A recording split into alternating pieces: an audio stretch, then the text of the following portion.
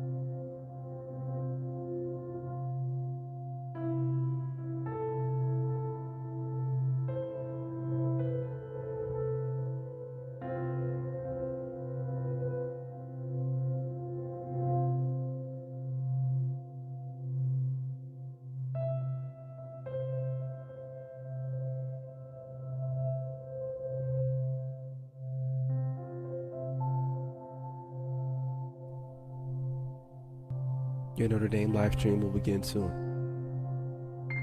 Thanks for watching.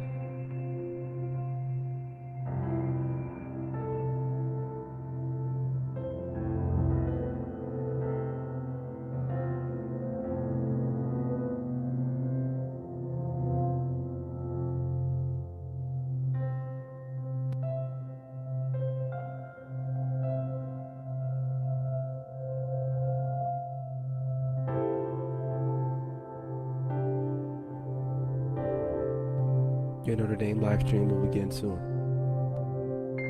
Thanks for watching.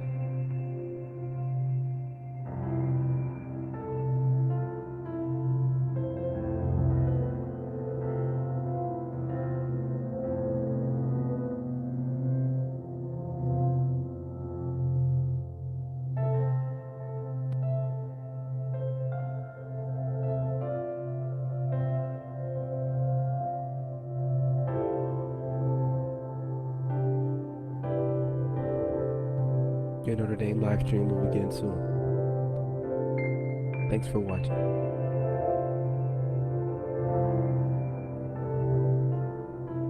Your Notre Dame live stream will begin soon. Thanks for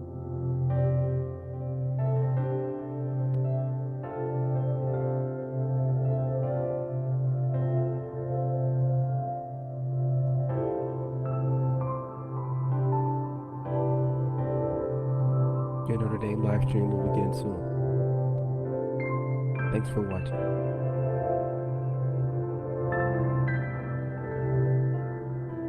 Your Notre Dame live stream will begin soon. Thanks for watching. Your Notre Dame live stream will begin soon. Thanks for watching. Your Notre Dame live stream will begin soon. Thanks for watching. Your Notre Dame live stream will begin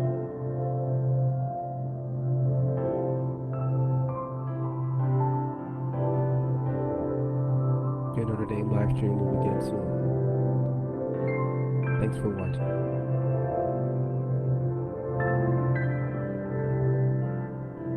Your Notre Dame live stream will begin soon. Thanks for watching.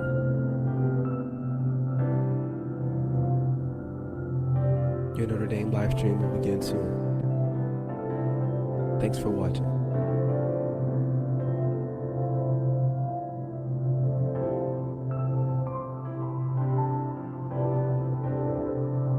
Your Notre Dame live stream will begin soon. Thanks for watching. Your Notre Dame live stream will begin soon. Thanks for watching.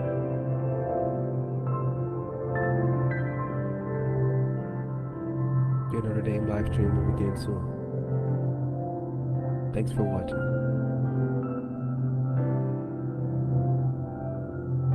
Your Notre Dame live stream will begin soon. Thanks for watching. Thanks for watching.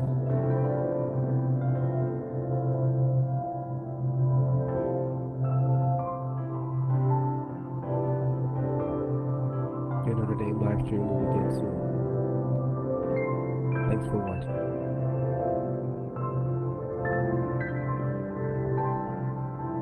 Your Notre Dame live stream will begin soon. Thanks for watching. Your Notre Dame live stream will begin soon. Your Notre Dame live stream will begin soon. Thanks for watching.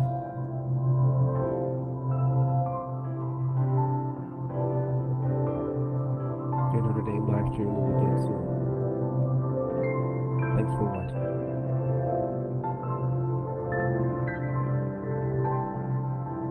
Your Notre Dame live stream will begin soon. Thanks for watching.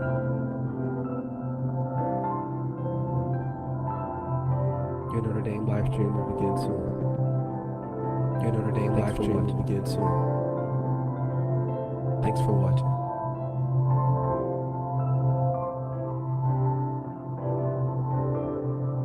Your Notre Dame live stream will begin soon. Thanks for watching.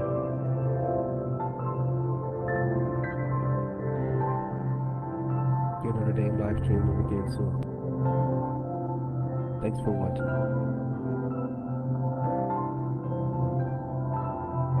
Your Notre Dame live stream will begin soon. Your Notre Dame live stream will begin soon. Thanks for watching.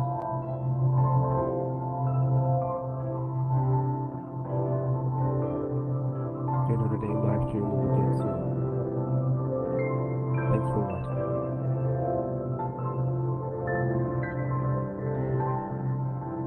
Your Notre Dame live stream will begin soon. Thanks for watching.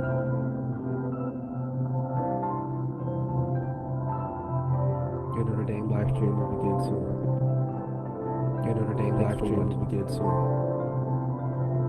Thanks for watching.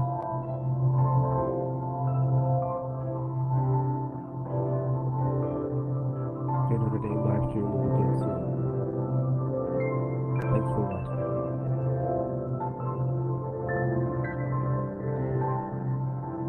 Your Notre Dame live stream will begin soon. Thanks for watching.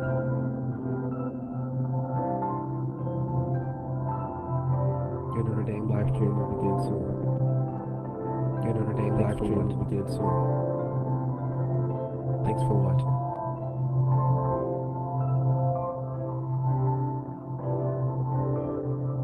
Your Notre Dame live stream will begin soon. Thanks for watching.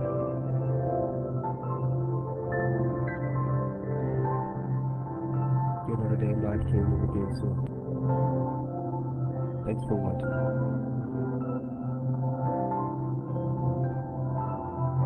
Your Notre Dame live stream will begin soon. Your Notre Dame live stream will begin soon. Thanks for watching.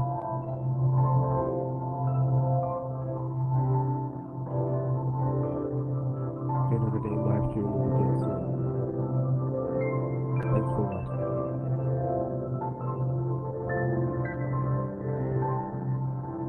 Your Notre Dame live stream will begin soon.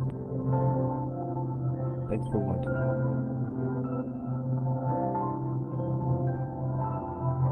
Your Notre Dame live stream will begin soon. Your Notre Dame live stream will begin soon. Thanks for watching.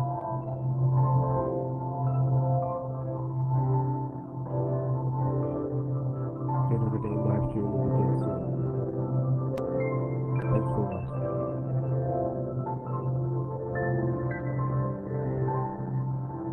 Your Notre Dame live stream will begin soon. Thanks for watching.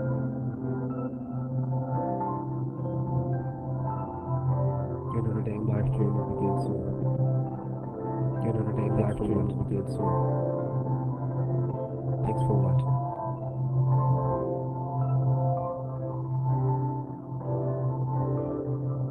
Your Notre Dame live stream will begin soon. Thanks for watching.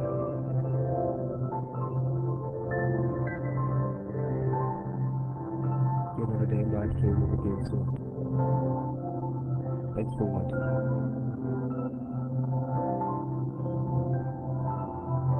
Your Notre Dame live stream will begin soon. Your Notre Dame live stream will begin soon. Thanks for watching.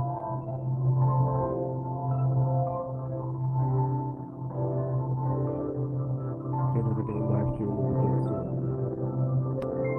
Thanks for watching.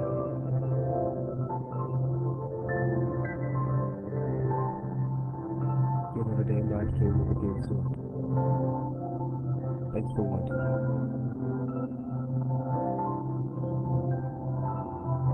Your Notre Dame live stream will begin soon. Your Notre Dame live stream will begin soon. Thanks for watching.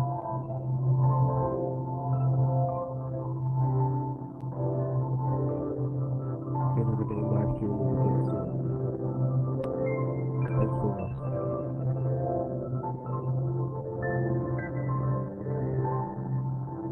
Your Notre Dame live stream will begin soon. Thanks for watching.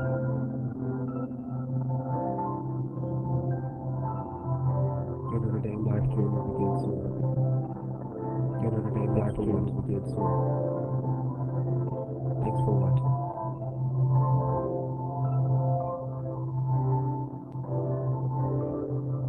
Your Notre Dame live stream will begin soon. Thanks for watching.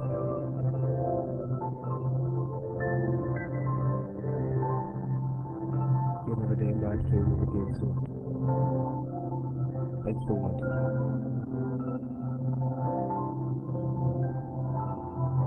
Your Notre Dame live stream will begin soon. Your Notre Dame live stream will begin soon. Thanks for watching.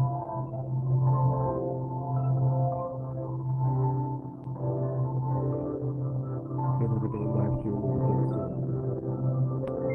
Thanks for watching.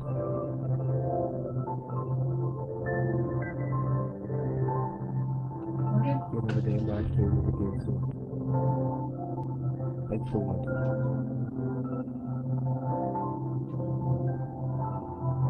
Your Notre Dame live stream will begin soon. Your Notre Dame live stream will begin soon.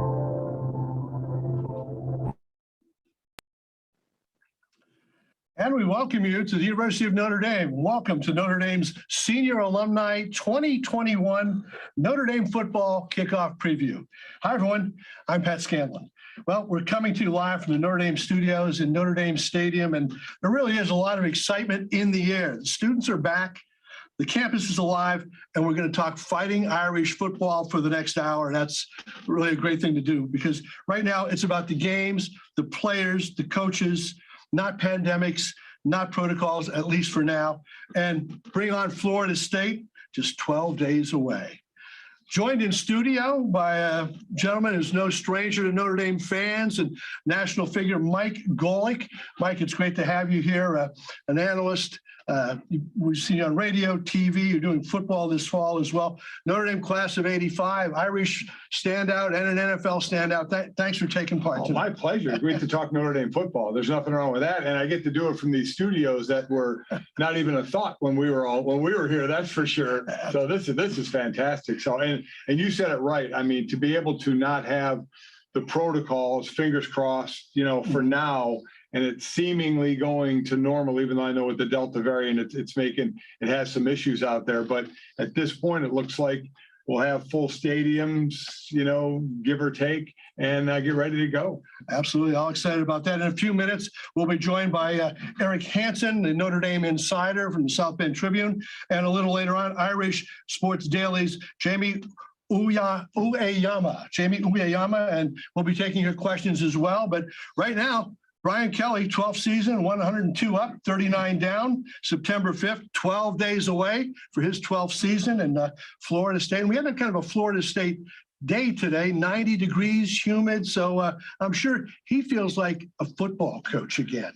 Yeah, I'm sure he does. I'm sure the players don't feel like practicing in this stuff. They always say, let's practice in what we're going to play in. It sounds great until you put the pads on and walk out. And by the time you're done stretching, you're in a full drench. Anybody who's ever played and been in that position knows you dread practice. But one of the other big differences of college and the NFL is in college, you're just hitting the same people over and over again. So, I mean, you are really looking forward to the start of the season to hit, a different color jersey, unlike the NFL when you're practicing with different teams and have preseason games. So, these guys have been hitting the same people over and over and over again, trying to get in the best shape and make it for real coming up here next week.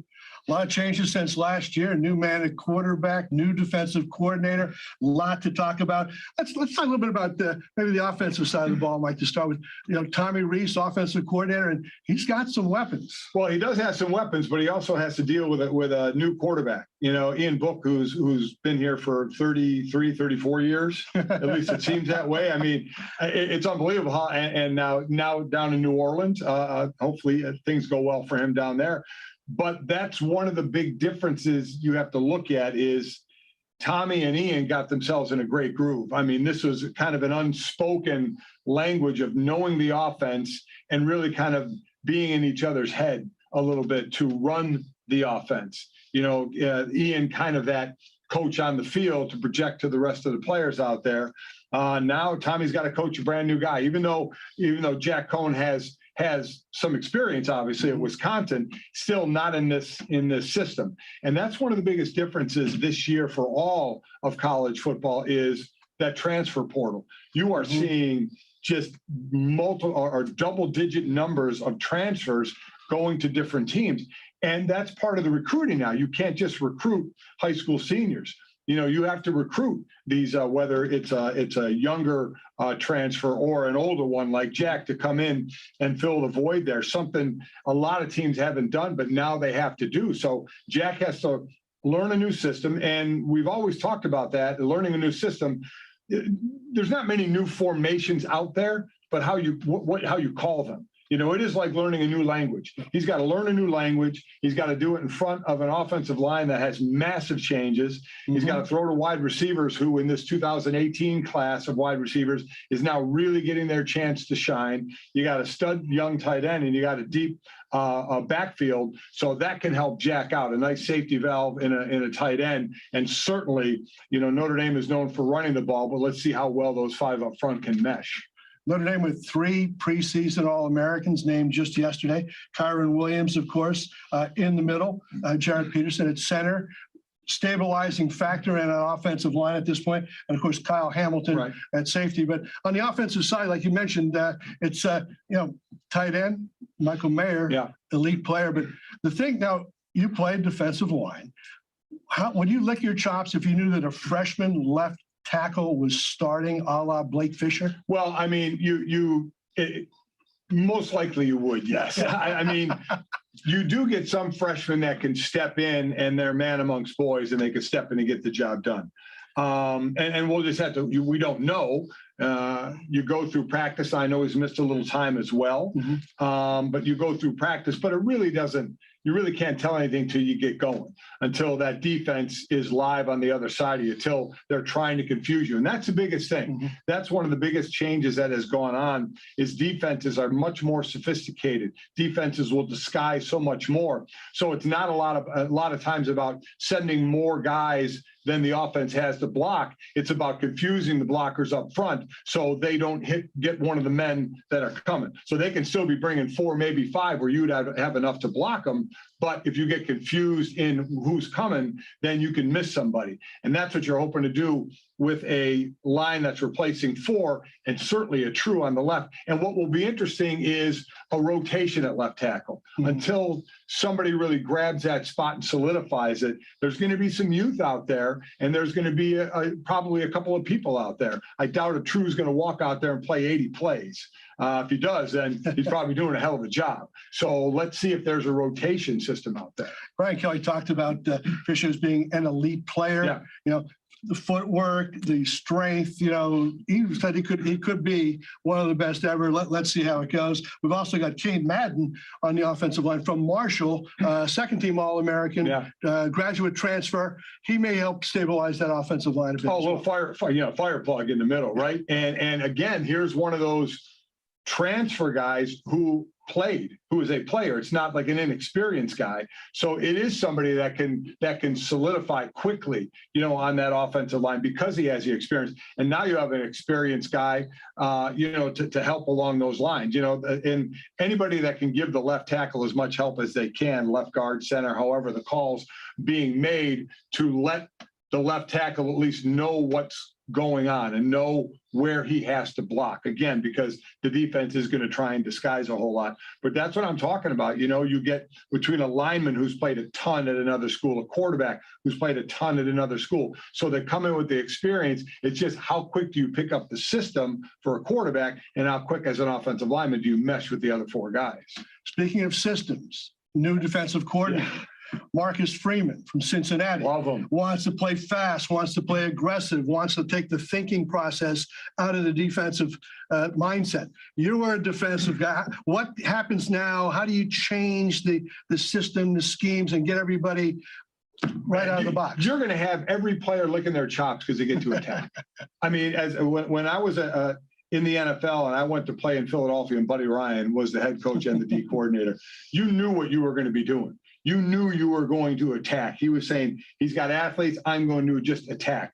And that's a mark. What a great guy. We knew who we were going to lose our D coordinator from. We probably got an extra year with him last year. Now he's off to Vanderbilt, and congrats to him. But to get Marcus Freeman from Cincy and knowing the kind of defense he runs, I am really looking forward to which play. We know what Kyle Hamilton can do, but when you're talking about the D-line and linebackers, because that linebacker room is deep, and you have some depth, especially in the interior of that D-line with a couple of guys. But how he uses those guys, will somebody be standing up a little more now, you know, in the way he can mix and match his defense? So who are the guys that are going to be set free a little more? A guy like a Foskey, you know, is that a guy we're looking forward to? I am really looking forward to seeing what he's going to do. He, to me, is the guy to watch in this defense as far as how aggressive and how much he is going to be attacking. We'll get back to the defense. Let's take a look at the schedule, and it is a brutal schedule for a 5-game stretch there in September into end of October. Of course, we're starting out at Florida State on Sunday night, Labor Day weekend, and then coming home for Toledo, then comes Purdue, and then we go to Chicago, Mike, for Wisconsin. And look at this stretch: Wisconsin, Cincinnati, Virginia Tech, Southern Cal, and North Carolina. Oh, baby. Well, you know, and you look at some of these games, there's 6 games this year where teams are coming off a bye, you know, so that's a way for a team to heal up a bit. But yeah, I mean, listen, this is what happened when you play at Notre Dame. You know, I always love the people, the Notre Dame haters out there saying Notre Dame always plays a soft schedule. I mean, come on. I mean, you got to be kidding me, you know, with who we're playing. And a lot of it depends on that year. Some year those teams are better than other years. So it can look a little easier at times when some of those teams are down, but certainly harder at other times when those teams are up. So, I mean, to me, it's just another Notre Dame schedule. You know, it's something that I was used to seeing when I came here and my brother Bob got here in '75. Same thing I was used to seeing when my brother Greg and I were playing here in the early 80s. And same thing my boys Mike and Jake saw when they were here, got here in 2008 and 9, played through 12 and 13. You know, you're playing these same schools. Sometimes they're up, sometimes they're down. So to me, Notre Dame is always playing the big boy schools and the hard schedules. Right. Well, you mentioned your brother, because you're not a senior alum yet, but I think number 55, Bob Golic, is a senior alum now. Yes, he is. And we can classify him as part of the group here. Hopefully he's watching tonight. So let's bring in our Notre Dame insider, powered by the South Bend Tribune, Eric Hansen. Eric has been covering Notre Dame since 1988. We're not going to give him a hard time about being an Ohio State grad in 1983, but lead writer for Notre Dame football since 2005. Eric, thanks for joining us tonight.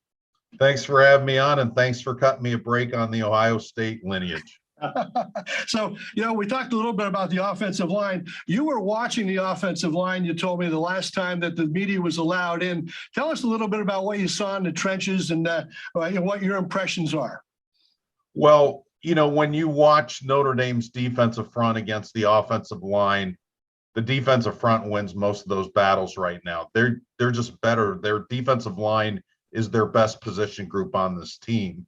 But I'm seeing strides with the offensive line. That's what I really am encouraged by. And I think Mike mentioned this, Jarrett Patterson's leadership, being in the middle and being kind of the quarterback of that offensive line with the calls and getting the protections right.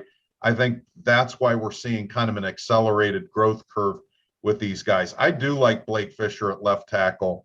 He would be the second true freshman in 50 years, offensive lineman to start an opener for Notre Dame, and Sam Young was the other one. But I really like him. I think what's a little bit ticklish is having kind of a new guy next to him and Zeke Correll, Rocco Spindler. But Kane Madden is much more comfortable on the right side, the transfer from Marshall. And so they're pretty veteran on the right side and young on the left side. But I do like the potential. It's just how long will it take for them to get the chemistry to the point where they can play against really elite fronts like Wisconsin and Cincinnati, which are, pretty early in the schedule, or at least in the middle of the schedule. Mm-hmm. And that's very true about young next to young, or inexperienced next to inexperienced.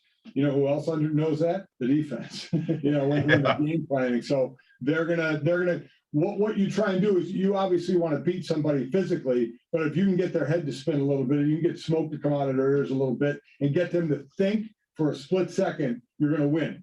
And that's what they'll try and do until that group, especially that side of the line, can become a little more comfortable. You can imagine if Spindler gets time on that offensive line as well. The good news is you've got two freshmen beginning to grow into a long career at Notre Dame. But yeah, it's amazing. Hey, Eric, you wanted to talk a little bit about the wide receivers, and everyone talks about the wide receivers coming into the year, who's coming back, who can get it done, Avery Davis, Lawrence Keys, but Lindsey. But I guess one of the big questions too is, can Kevin Austin stay on the field and stay healthy? Wow, if he can, it's just a difference. When you talk to the team and say, who's a tough cover? I mean, it's always Kevin Austin. You say, who had a great summer?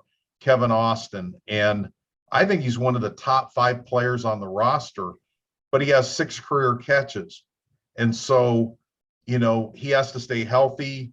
He had 1 year where he was suspended. His freshman year, he's kind of immature, didn't get on the field a whole lot, but he's a game changer for them. Really, when you look at their whole senior group, beyond Avery Davis, who's probably the most proven of them, and he's a grad senior, but, Lindsey, Joe Wilkins, Lawrence Keys, that whole group, they've always had potential, but they're kind of holding them back.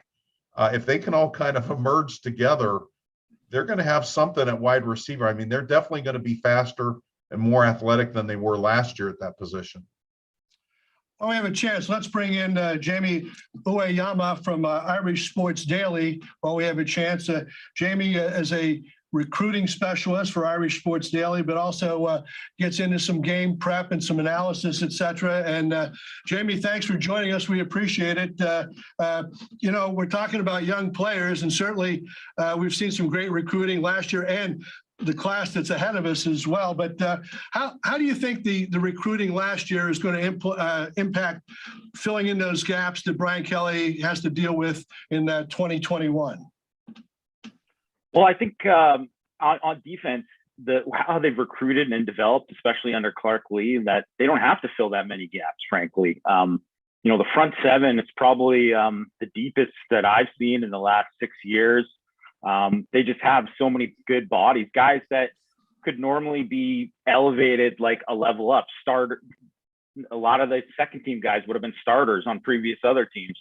So there's a lot of talent there, and there's a lot of young talent in the secondary too, even though, you have obviously Kyle Hamilton, but you have some of these other corners that have just kind of been waiting, and they're progressing and developing too. I think on the offensive side of the ball is where you're going to see a lot of these young guys play. Obviously, you mentioned Blake Fisher. It'd be shocking if he wasn't the starting left tackle. I think everyone assumes that. And he looks the part. I haven't seen a freshman left tackle look like him. And he frankly looks like a guy more like an Alabama kid in terms of his body type and where he's ready to play. So, physically and just athletically, he's a guy who's ready to play right away. But I think after that, they have some guys at tight ends.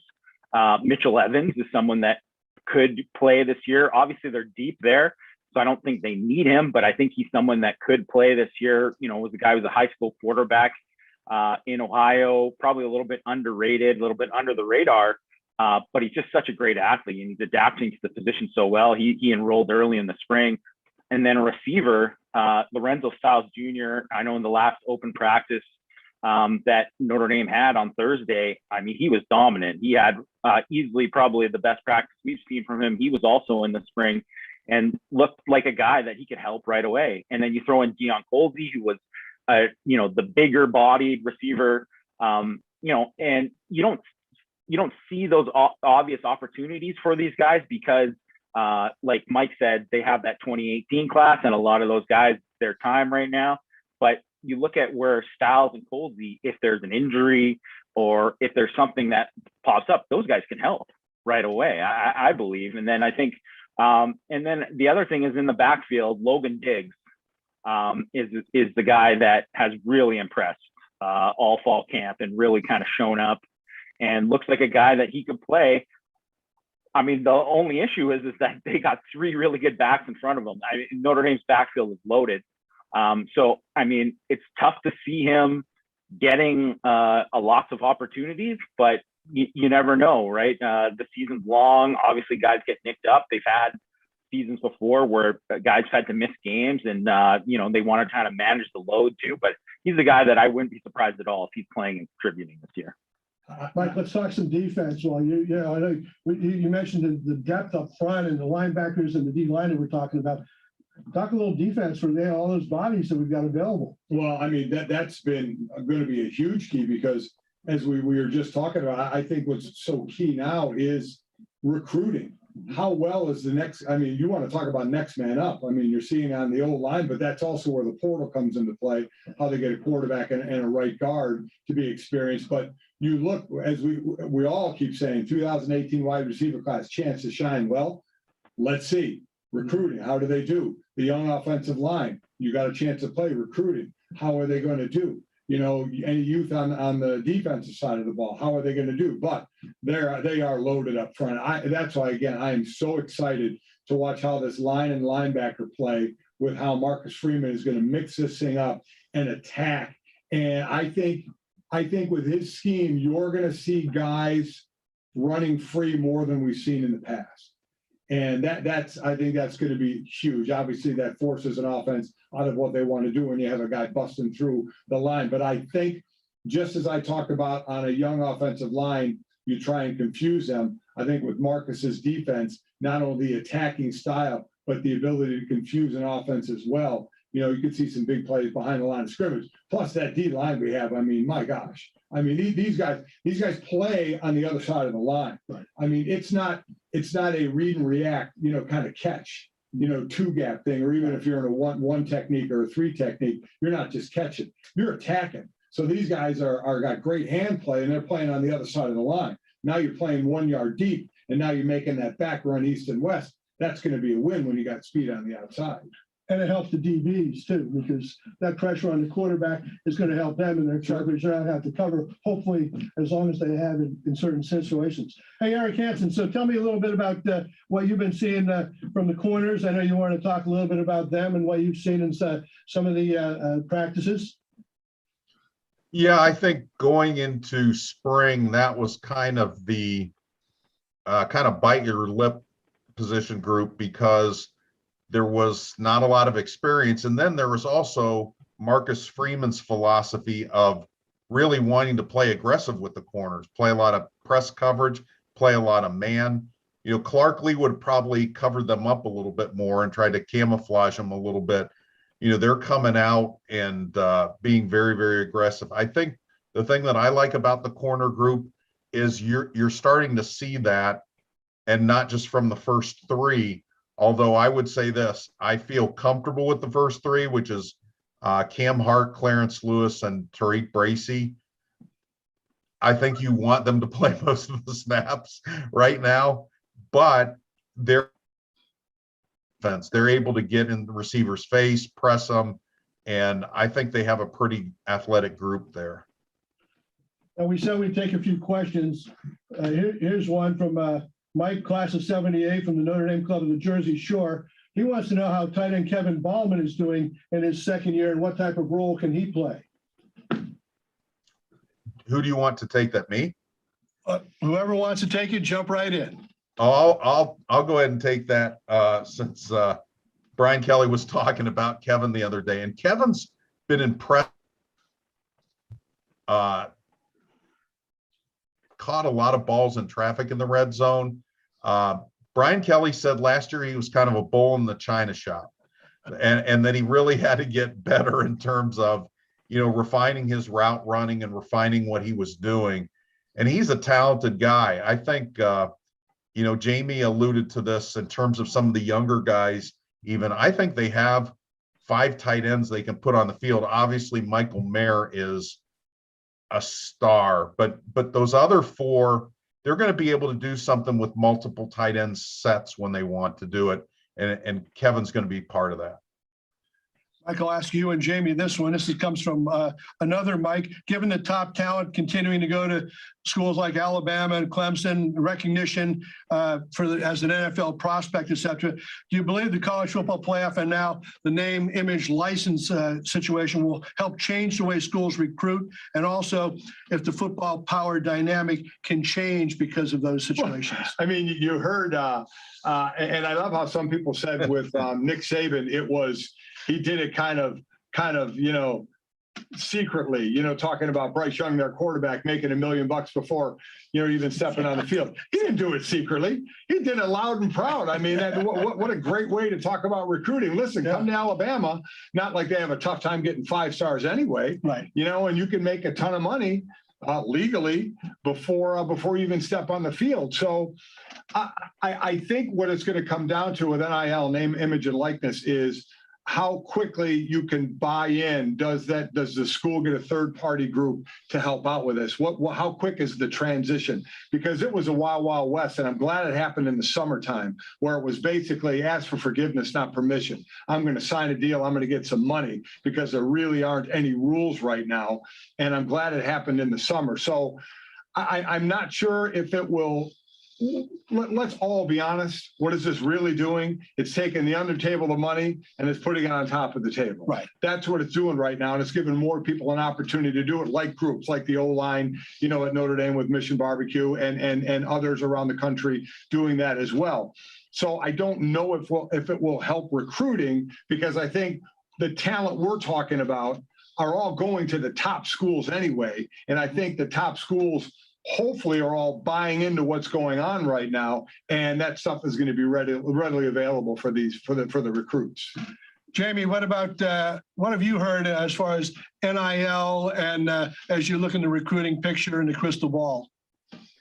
Well, I think it's always going to be a factor with guys, and that's why Notre Dame gives out NIL presentations. That's what all the major schools are doing, right? I mean, not just major schools, every school's doing it because they have to. That's just the fact of the matter now, that this is part of the game. It's part of recruiting, right? But, I completely agree with Mike that it's going to be, I don't think it's going to impact smaller schools going to be able to make a leap up the rankings because of it, because I think the big brands are still going to be the ones that command, the players building on their own personal brand, right? So I think when it comes down to it, if you look at Notre Dame, and I think about like a guy like Brady Quinn, if Brady Quinn, if there was NIL during, Brady Quinn's time, especially when he came back for his senior year, he would have made a lot of money, right? And he would have made a lot of money, and Jimmy Clausen might have been a guy who came in and got a lot of money before he did, because he was a very hyped up recruit, right? So there's a lot of cases where you could see, Notre Dame guys making a lot of money because of the national brand. I don't think it's something where you're going to see Ohio State or Clemson and Alabama have a further gap away from Notre Dame, because when Notre Dame, is good and has those players are going to get those kind of deals as well. All I know is when I was a senior and turned 21, I'd have tried to get a deal over the backer. That's what I would have done. Tried to work that deal. And listen, for anybody who says, oh my God, this is going to ruin college football. No, it's not. Right. It's not going to ruin college football. I'm sure we'll get into conference realignment. It's not going to ruin college football. Saturday's going to show up. People are going to show up to these games, and college football is going to be as exciting as ever. Absolutely. Let's talk the backfield for a moment.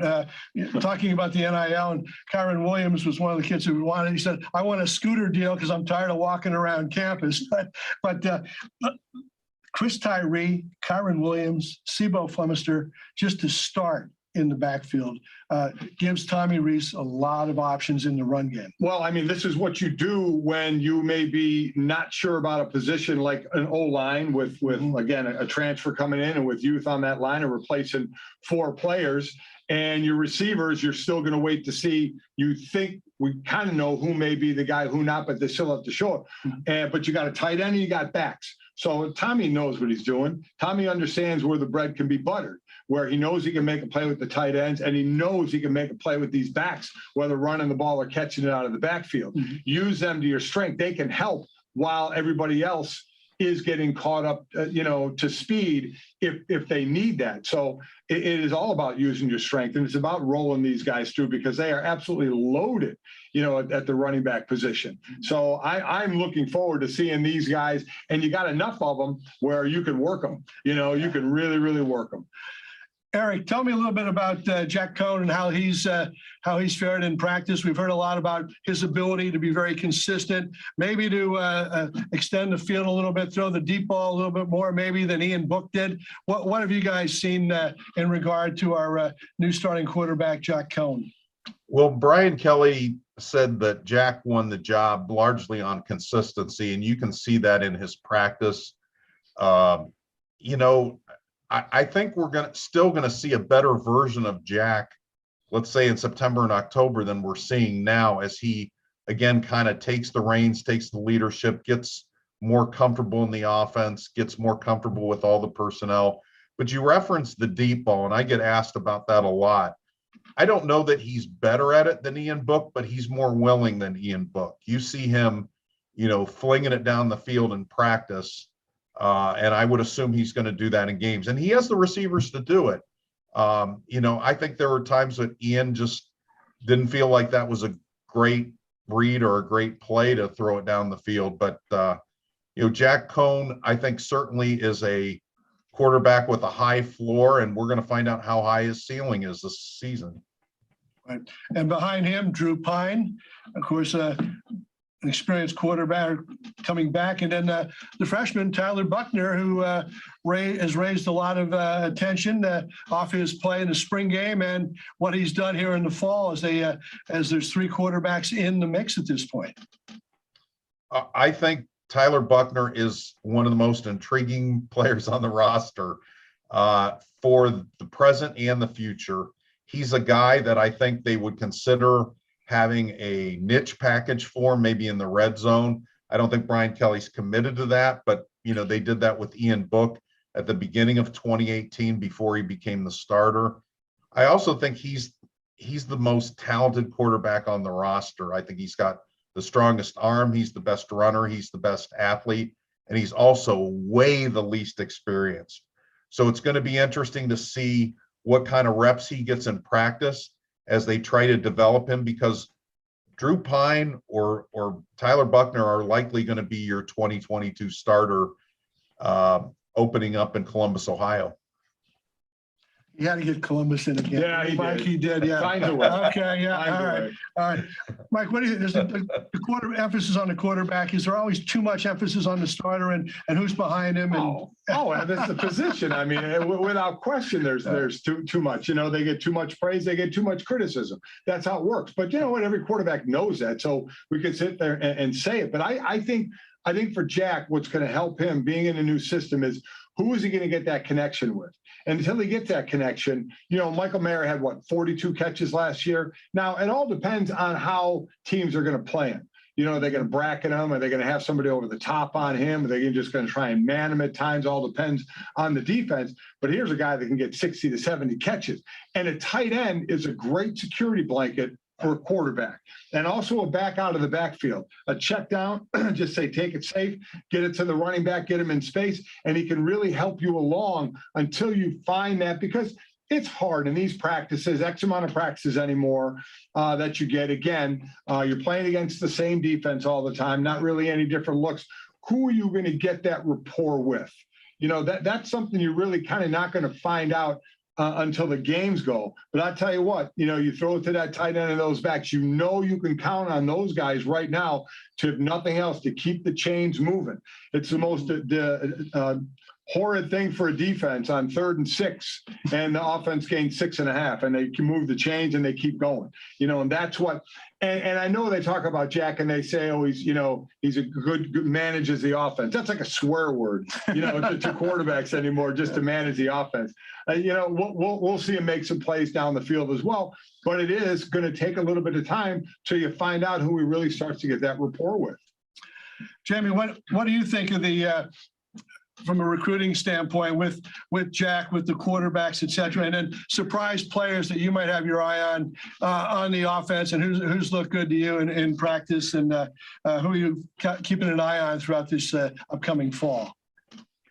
Well, I mean, certainly Tyler Buckner, as Eric said, he's just an intriguing name to watch. And I don't know that he's ever going to, ever start a game this year, but I wouldn't be surprised if he played a role, just because he's just got some dynamic to his game, right? Especially as a runner, right? So whether or not they design a package for him or not, I mean, we'll see. Obviously that's not the kind of thing they're going to reveal in fall camp. So we'll have to see what's there. But really, like the main thing for me is the receivers there. And we talk about Mayer, and you're going to keep mentioning him because obviously he's going to be an All-American candidate, one of the best tight ends in the country. And what I'm really intrigued by at the receiver position, and just the pass catchers in general, is Mayer last year, even as a freshman, was the go-to guy on 3rd down for Notre Dame's offense.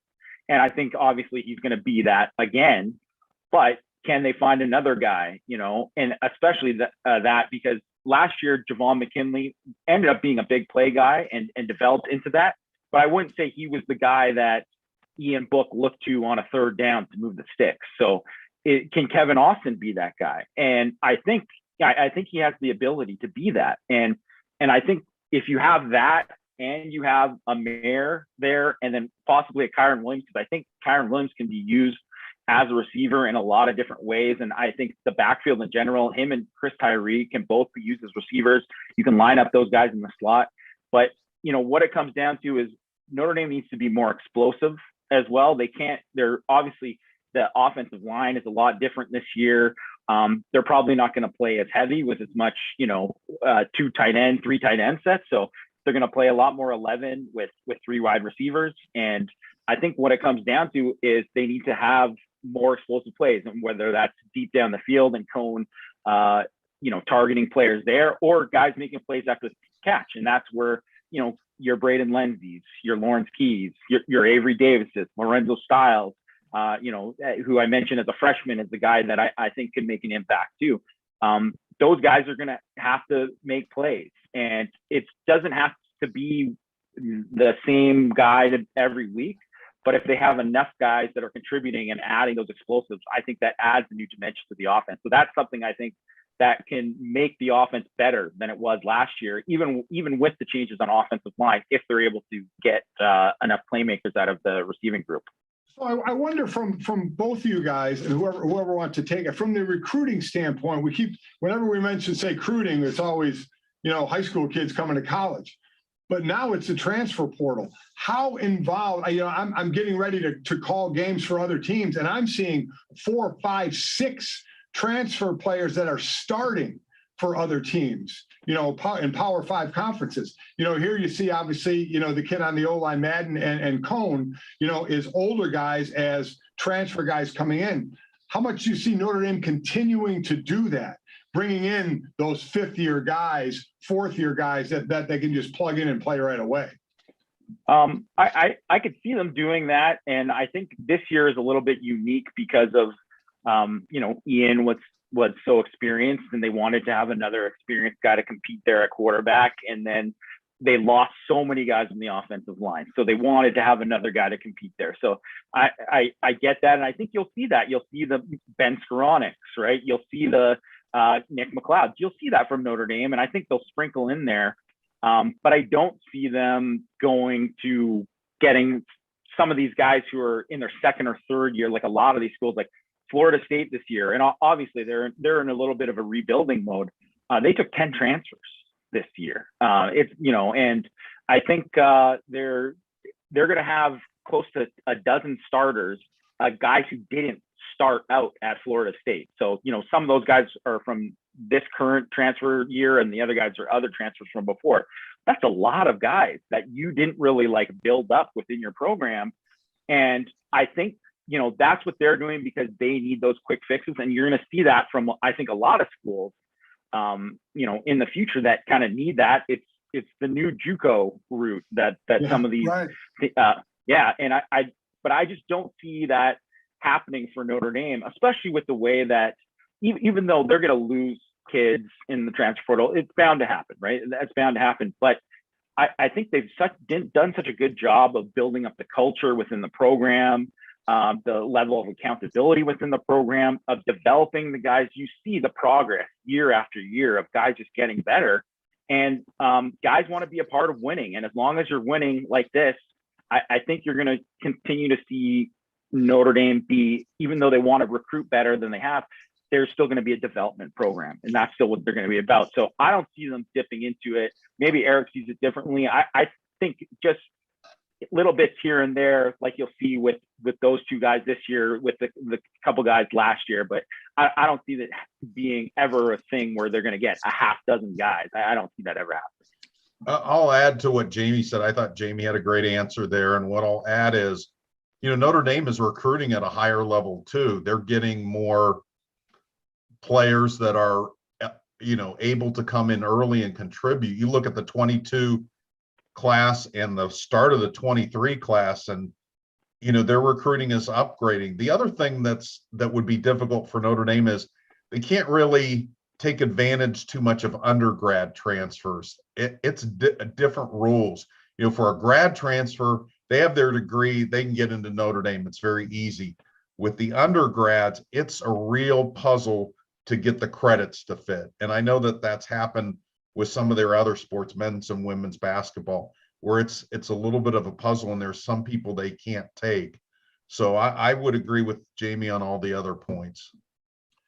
Here's a question from Gary in Texas. Speaking of recruiting and program building, what do you believe needs to change with respect to Notre Dame football in order to become a championship-winning organization and program in the next 5 years? And I'll just say that over the last, since 2018, Brian Kelly's 33-5. That's fourth ranked amongst all the major programs in the country. So what do we think has to change, Mike? Well, I mean, listen, that basically is a veiled question of why can't we be up there where Alabama, Ohio State, and Clemson are every single year, right? In the playoffs. And what you see Notre Dame is go up there and come down a little bit between, 10 and 20 or 5, 10 and 20, then go up again, make the playoffs a couple years later, and we know if it goes to 12, that could be a different story, 12 teams. But you know what? We know the standards are different here. So that's always been talked about as well. Do you lower the standards? I've always said no to that. I mean, I know a lot of people have said no to that. And sometimes you're just not going to get the player that wants to come here for that reason. He's going to want to go somewhere else. So I don't know the answer to that, because we're talking about, again, you're talking about 5 stars here, and 5 stars see what goes on in Clemson, what goes on at Ohio State, what goes on at Alabama. It sees those players win. It sees those programs win titles, and it sees double-digit guys going in the draft every year. That's what makes these 4- and 5-star eyes light up. You get that at Notre Dame. You get guys who go to the NFL without question all the time. But I think it's the age-old question, guys. I don't know if you agree. It's sometimes the standards at Notre Dame make it a little more difficult for some players to come into to school here. I'll let you go next, Jamie. Oh, okay. Thanks, Eric. I agree that the standards, it does make it more difficult, but I think it's something that Marcus Freeman has talked about this offseason too, where they've targeted guys and been able to land guys that it's not just looking for the Notre Dame kid and just targeting that guy and say, okay, and eliminating the board they're targeting guys who are elite football players, and then seeing if they can fit at Notre Dame and going from there, right? And I think that's shown in this class, and it's why right now they have a top 2 or 3 ranked class. It's probably not going to finish top 2 or 3. It's probably going to be somewhere 6 to 10, but that's better than they've been doing. And I think they've done a fantastic job in this class. And I think that's really what it is too, is that they're so close and they've been right there, as Pat mentioned, how they've been since 2018 and that 33 wins since then. And they're so close and they're on the precipice, and then they get there, and then obviously they go against these juggernauts. And really what it is too is I think the coaching staff is good enough. I think they've done all these things. I just think it's a few players here and there, right? And note where Notre Dame goes to Georgia in 2019, and they have Chase Claypool and they have Cole Kmet, but Kevin Austin is suspended, so they don't have that guy. And Alabama might have a kid suspended, but they have another guy they can go to. And that's just what it is. Those teams have more depth when it comes to the elite guys. So, what you got to do, like what you got to do at receiver as they're bringing in Lorenzo Styles and Deion Colby. And these guys look like right away that they have star potential eventually at Notre Dame. Probably not going to be stars this year, but they have star potential. And then you got to do it in the next class. And they just landed in the month of August. They landed DJ Williams out of Mater Dei and Tobias Merriweather out of Washington. And those are top 100 level receivers, right? And you got to just keep stacking on top of that. And I think they're doing a great job of developing and getting better. And talked about the depth of the defensive line and all that. And offensive line, they've always had done a great job there, and it's just continuing to just build and just get a little bit better because they're right there. They just have to just close on a few more guys, and I really couldn't agree more with what Marcus Freeman's doing and his approach to it, because I think it's paid off in this class. Yeah, and I was going to say closing. Yeah, Marcus Freeman seems to have brought a new energy and a new approach to recruiting, and he's landed some top-notch recruits. So hopefully they get here and everything continues along. But yeah, his approach, he's landed, Eric, some really outstanding recruits as you look at the linebackers and the defensive players that Freeman has been able to land. Yeah, Tom Lemming, who's been doing the recruiting analyst thing for decades, said this is the best Notre Dame linebacker group in 30 years. And you look at the start they have with the 2023 class, all 3 of those recruits are top 200 recruits. One's a top 10 recruit in one of the services, and they're all defensive players. And, adding to what Jamie said, they're getting kids on campus earlier. They're getting young players. They're offering earlier. And that was a problem. Notre Dame was trying to play catch up with elite guys who Alabama had been talking to for a couple of years, Ohio State, and trying to form that relationship and microwave it. And I think they're just doing a much better job of planning. But yeah, the defensive recruiting is outstanding right now. But I think they need an elite quarterback. I think in that 2023 class, they need to land somebody like a Mac Jones or a Trevor Lawrence or somebody like that is going to be a first-round draft choice someday. I agree with that. And I also agree the way they're recruiting now and the depth, but then you throw in what's going on now. Now then you got to keep them, right? Yeah. Then they can't go into the portal. All of a sudden you stack it like you guys are talking about, which is absolutely the way to do it. But then one guy is sitting a little bit too much and he's like, I could be playing somewhere else. So they're going to jump in the portal and get that free move. So it's stacking. It's the way they're doing it. And then can you hang on to those guys and let the system build that way? Absolutely. And you've got Steve Angeli, quarterback, in the mix as a commit as well out of New Jersey, another high-ranked prospect. Let's talk about one of the guys who's definitely elite, no matter who you talk to on defense, and that's the safety Kyle Hamilton. Tell me a little bit about what he brings, Mike, as the backstop to that defense. He's a 6'4" safety. I mean, what does he bring? He brings freakishness. I mean, that's what he is. He's smooth. He's in control out there. I mean, he's the safety of the NFL now. I mean, without a doubt.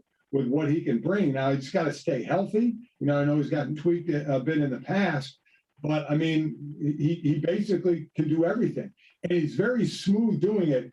The thing I like about him is he makes up ground quicker than you think. And again, because he's 6'4", he's got those strides, he can do it. But man, having him back there has been really, really fun to watch, and obviously get to enjoy it for one more year, because this will obviously be it. Yeah. We have a question from Leo in Chicago. This is kind of an inside question, but he wants to know, who is the modern day of the great sports information director, Roger Baldessari at Notre Dame today? Now, we know Roger. I worked for Roger as a student. Yes. You were a player. Yeah. And Roger was here, one of the greats. I don't know who that would be. Guys, do you have any thoughts on that? Eric, Jamie? Well, I think the sports information director game has changed. I don't know that, and I don't think there's ever going to be anybody like Roger. I mean, that's not a disrespect to anybody that's in the business now. I mean, Heisman, that whole thing. Yeah. And I mean, I don't know. I think the job is different. I think there's a lot of really good people. And you know what? John Heisler's still bouncing around at UCF and doing a great job down there. But I admire all the people in that business, a lot of long hours and a lot of grumpy media to put up with.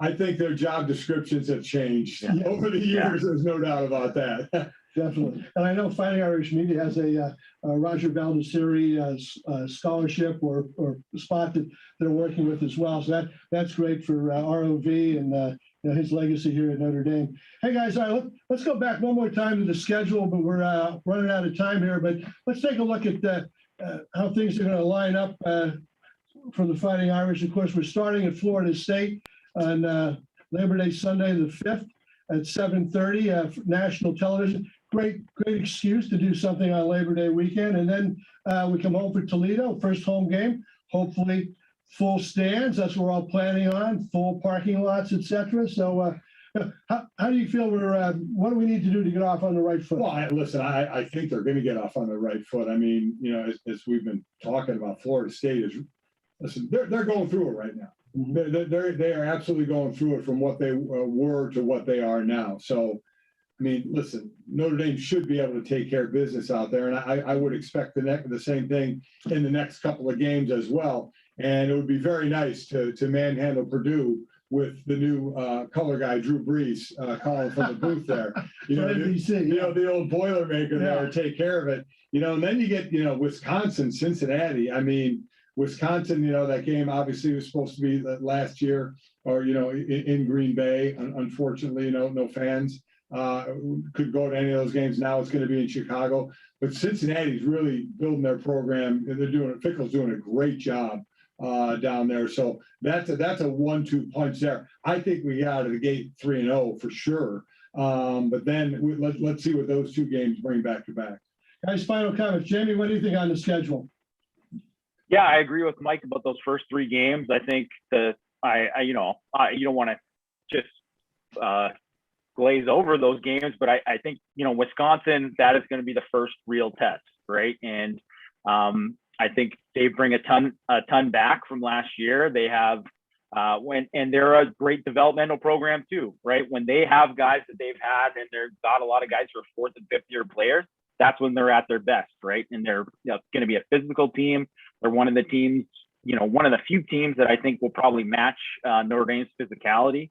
So it's going to be a tough game, right? And, and obviously Jack Cohn, there's the storyline there going against his former team. And I agree with Cincinnati. I think it's that stretch that you mentioned, Pat, right? Where, you got Wisconsin, you got Cincinnati. That's going to be a tough game. Virginia Tech, I don't think Virginia Tech's great, but, you're going to Blacksburg, right? It's a road game, and it's sandwiched in between all these other games where between playing USC and North Carolina.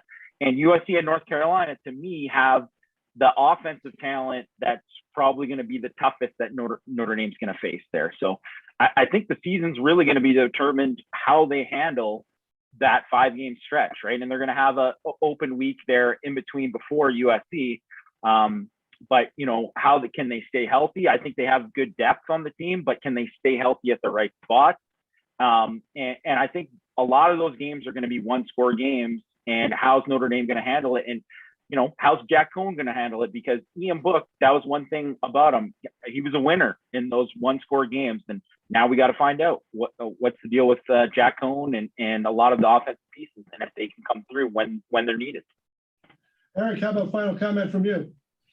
Well, that stretch is when the cornerbacks for Notre Dame have got to be healthy and good, because you've got first-round draft choices potentially with Desmond Ridder from Cincinnati, Keaton Slovis from USC, Sam Howell from North Carolina, and we think Graham Mertz is going to be a guy that plays pro football for Wisconsin someday, the guy that beat out Jack Cohn. So keep your eye on the quarterbacks in those games. Excellent. I have one more plug to go here for the Notre Dame Senior Alumni. We've got a golf outing coming up the Thursday before the Purdue game. We hope that everyone will come out and participate at Warren. It's a great cause. It's a charity event. So that's Notre Dame Senior Alumni at Warren, September 16th. 1 o'clock. Mike has promised sunshine that day, which we really appreciate. And we look forward to having everybody out. Jamie Uyeyama of Irish Sports Daily, Eric Hansen of ND Insider, thanks guys for joining us. Mike, final comment from you tonight. We really appreciate you coming out today. Listen, it's the start of a Notre Dame season, man. Students are back. I've been walking with my wife and I with the dogs. We take them around campus, and just to see everybody back, such a different atmosphere, obviously, than last year. At this point, the stadium going to be opened up for everybody. I mean, it is going to be, once we get a game here, it's going to be crazy here. And listen, it's Notre Dame football. I've said this forever. I got to play 9 years, fortunately, in the NFL, and I never had a feeling running out of a tunnel in the NFL that I did running out of the tunnel with my gold helmet on at Notre Dame. So it's just a special time. It's a special place, and hopefully the start of a very special season. Excellent. Well, thank you very much. Thanks to our friends at the Notre Dame Alumni Association, the Senior Alumni Group. Thank you to the folks here at Notre Dame Studios for making this possible tonight. We certainly appreciate their help. Well, we're looking forward to the opener, Brian Kelly's 12th season, just 12 days away against Florida State. Till then, I'm Pat Scanlon. So long, everybody, and go Irish.